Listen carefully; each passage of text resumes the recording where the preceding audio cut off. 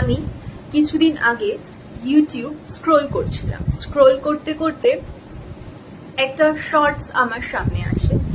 সেখানে একজন motivational speaker, মানে উনি খুব ফেমাস, আমার ঠিক নামটা এখন মনে পড়ছে না। উনি বলছেন যে যখন তোমার কাজ করতে ইচ্ছা করবে তখন তুমি খুব কাজ করো, আর যখন তোমার কাজ করতে একদম ইচ্ছা করবে না তখনও তুমি খুব কাজ করো।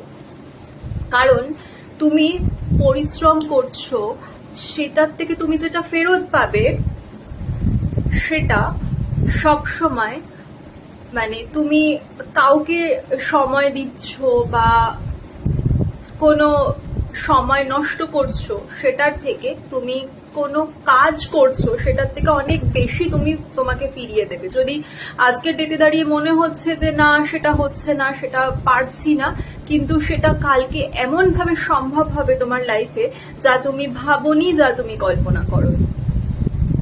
That's it.